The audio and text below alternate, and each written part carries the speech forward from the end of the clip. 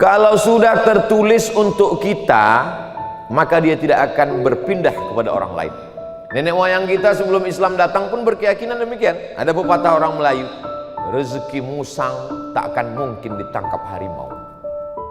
Kalaulah rezeki musang ditangkap harimau, musang itu sudah punah, sama dengan dinosaurus. Namanya musangsaurus. Sudah tak ada lagi di dunia. Tapi buktinya musang hidup, kucing hidup, kucing hutan hidup, harimau hidup, singa pun hidup. Karena rezekinya sudah dijamin masing-masing. Tapi buah yang matang tidak akan mungkin jatuh kalau tidak kita jolok. Dan andai pun jatuh, tak akan mungkin bisa kita dapat kalau tidak kita tangkap.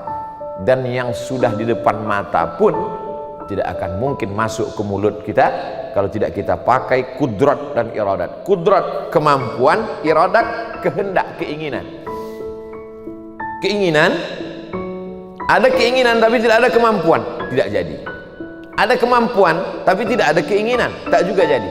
Maka dipinjamkan Allah keinginan, dipinjamkan Allah kepada diri kita kemampuan, dan kemampuan serta keinginan nanti akan diminta pertanggungjawaban di hadapan Allah Subhanahu wa taala.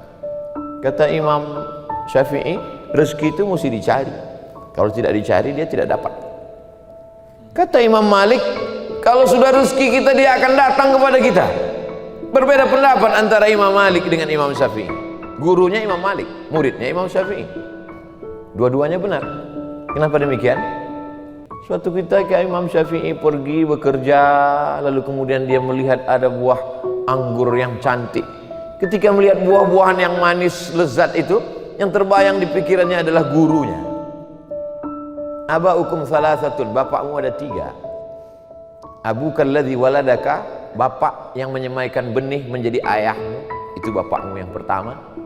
Alladzi zawwajaka ibnatahu, bapak yang menikahkan anak gadisnya untukmu, itu juga bapakmu. Yang nikah dengan janda pun juga sama.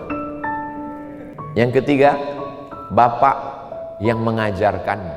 Wa huwa afdaluhum, di antara bapak yang 3 ini, bapak kandungmu, bapak mertuamu, yang paling afdal adalah yang mengajarkan ilmu kepadamu. Maka ketika dia melihat buah kurma, yang dia ingat buah anggur, yang dia ingat gurunya itu Imam Malik. Ini guruku, Malik guruku. Maka dia bawakan ke gurunya. Begitu sampai apa kita ke Imam Malik. Betul kan? Kalau sudah rezekiku, dia pasti akan datang kepadaku. Buktinya engkau yang membawakan kemari, Syafi'i. Kau yang mencari, tapi dia datang kemari. Jadi memang ada rezeki orang yang dibawakan, ada rezeki yang mencari sendiri, tapi rezeki jaminan Allah Subhanahu wa taala. Saya tidak ingin setelah selesai ini semuanya bersikap seperti Imam Malik. Karena kita belum tentu punya murid seperti Imam Syafi'i. Kalau kita punya murid seperti Imam Syafi'i, oke lah. Murid Ustaz Somad belum ada seperti murid Imam Syafi'i.